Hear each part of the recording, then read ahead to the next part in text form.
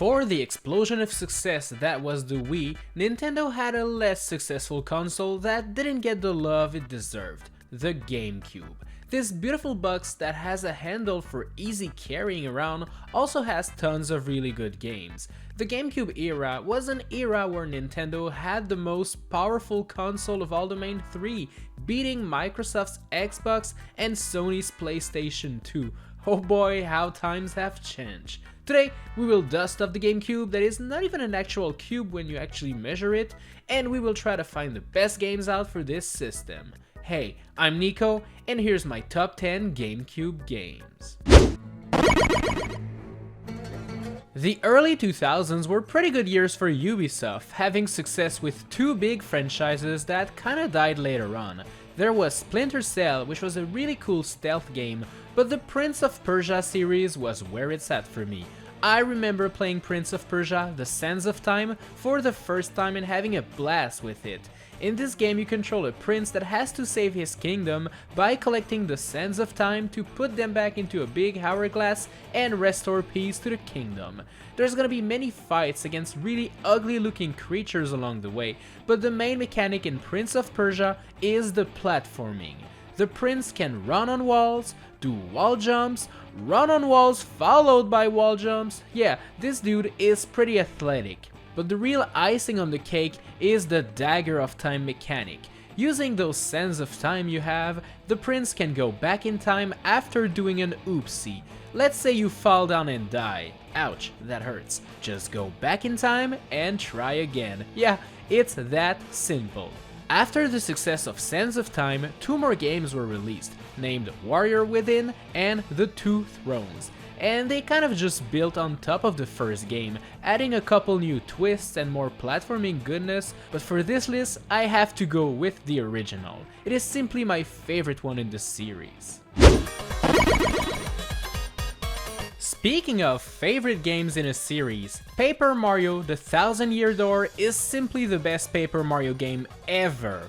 If you were familiar with Paper Mario 64, the fighting mechanic, the amazing partners, the funny dialogues, well, you're just going to get more of that in the Gamecube sequel.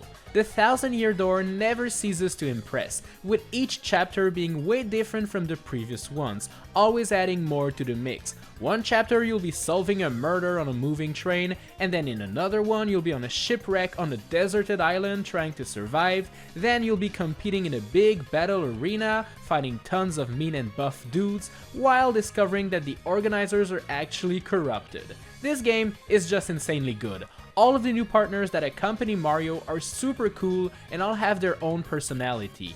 The main town is also pretty vast and contains hidden rooms and secrets, and there's just lots of fun to have with this game altogether. Forget Sticker Star and Color Splash, the Thousand-Year Door is where it's at. When it comes to crazy frantic racing games, you simply cannot beat Mario Kart. And with a Mario Kart on pretty much every console ever made, you're always covered. The Gamecube decided to go crazy and to double the fun, literally, by creating Mario Kart Double Dash. The new mechanic in this one is the fact that you have to pick two different characters on one single kart, having one that drives and one that throws the many bananas, shells, and other items you can get. This also means you can carry two items at once, and at the time, this was a completely revolutionary idea. This mechanic did make a comeback in Mario Kart 8 Deluxe on the Switch, but you just cannot beat the original. This game is super fast-paced and there's rarely a moment to relax. There's 16 brand new tracks to choose from, and most of them are really good and super fun to play. This game also introduced new modes for the battle portion of it, being Ba-Bomb Blast, where you have to blow everything up using Ba-Bombs, and Shine Thief, where one player has to get a shine and then becomes everybody else's target. Seriously, if you have a Gamecube, you need to play this game, like right now. It's really difficult to describe what Tales of Symphonia is all about. This is a JRPG, so expect to be playing this one for over 50 hours just to beat the main story alone. I mean, the game comes on 2 discs, that's how you know it's gonna be a big one. I am typically not the biggest fan of RPG games because of the slow turn-based battle mechanics, but the Tales of series always manage to interest me because it is an action RPG. Sure, there's lots of management to do, like giving orders to your teammates, equipping weapons and armors, drinking potions and stuff, but the main battle happens in real time, and it's pretty fast-paced too. The story is also pretty crazy, featuring tons of plot twists you didn't expect, and gets super confusing real quick. But isn't that the beauty of RPGs though?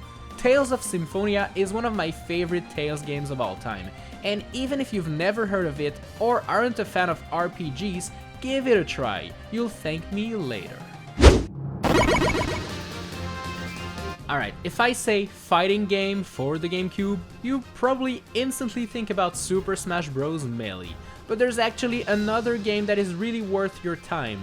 Calibur II is a fighting game with its own lore, story, and characters. But there's actually one thing that makes this game better on the Gamecube compared to the PS2 and Xbox version. It has Link! That's right, Hyrule's favorite hero is a fighter in the game, with his sword, bombs, and arrows. Being an arcade-style game, it's pretty simple and mostly just involve you fighting enemies after enemies up until you reach the big bad guy at the end. But Calibur II went the extra mile and also included a story mode with different objectives and arenas to fight on. There's many things to unlock in this game, so you'll be spending a lot of time with it if you want to uncover everything it has. While it may not be my favorite 3D Mario game, Super Mario Sunshine is still a pretty solid entry in the series. It takes place after Super Mario 64, with Mario finally taking a well-deserved vacation with Princess Peach on a beautiful island. Except things didn't go as planned. Everything is messed up now, and it's up to Mario to recover the Shine Sprites and save the world. And save Princess Peach once again. You'll be exploring tons of different sceneries, defeating mean bosses, and exploring secret caves where platforming will be quite difficult. Thankfully, this game introduced us to Flood, a robot that sprays water, which is really helpful to deal with all of the paint and graffitis on this island. Flood also allows you to hover in the air for a little while, greatly improving your platforming abilities. Super Mario Sunshine is a really difficult game, so don't go into it expecting a cakewalk, because it is not. But every time you manage to beat a stage that you have trouble with and finally recover the shine at the end, it feels so satisfying and is well worth your efforts. Alright, you knew this one was coming eventually. You cannot have a top 10 Gamecube games without having Super Smash Bros. Melee. This game actually defined the series for the many years to come and really changed it. I'm not dissing Super Smash 64, but let's be honest, Melee is actually the one that truly made an impact on the series.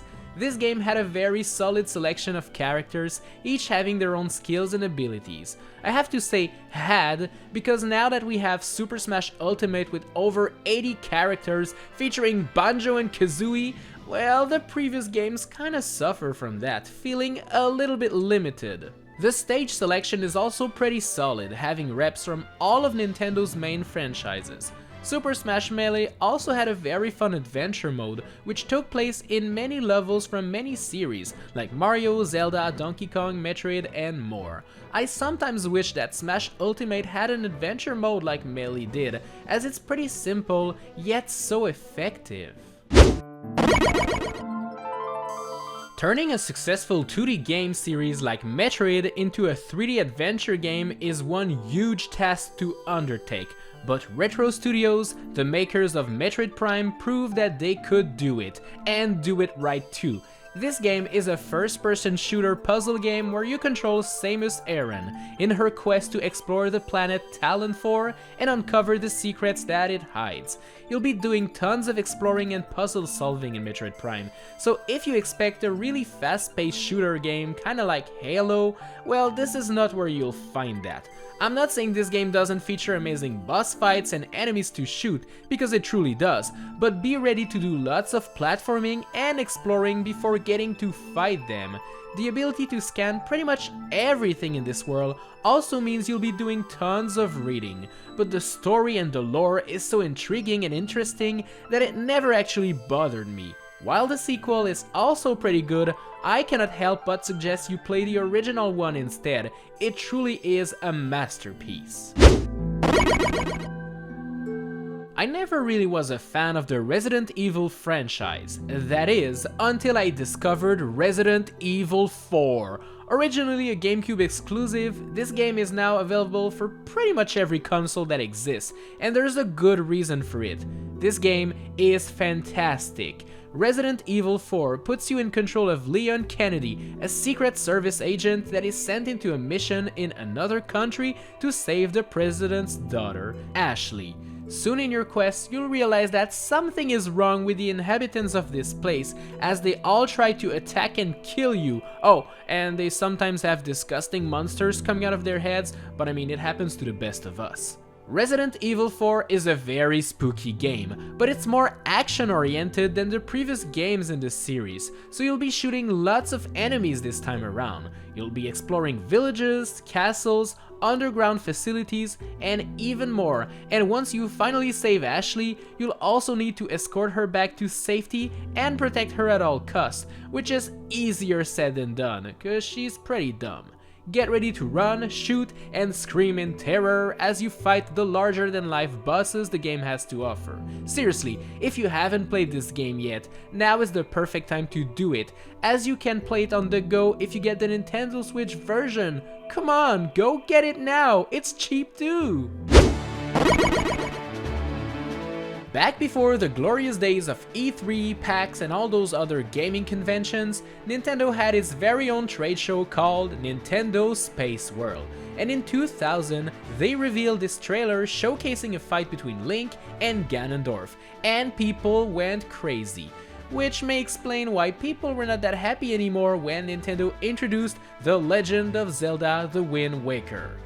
Yeah, kind of a letdown, but if you forget the 2000 tech demo exists for a second and give this game a try, you'll soon see that it's better than anything you could expect. Wind Waker puts you in control of Link, and obviously you're gonna explore dungeons and defeat bosses.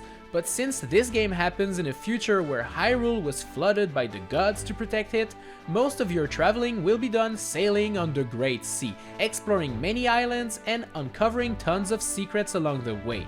The item selection is not too shabby too, featuring cool new items like the grappling hook and fan favorites like the bow and arrow, boomerang, and hookshot. This game has been polished and re-released in HD on the Wii U, and it's a very good version to pick up if you don't own a Gamecube anymore. If you do still have one lying around though, you'll absolutely need to play the original game as soon as possible, and it's my favorite Gamecube game of all time. Thanks a lot for watching this video, I hope you enjoyed it. Make sure to subscribe and to hit the notification bell to know when I post a new one. If you enjoyed this list, well, give this video a like to support me. And if you want to see more videos I made, tap the cards on screen right now. Also, I'm on TikTok, so follow me there. I promise it's not cringe. Please, do not run away. Watch my TikTok!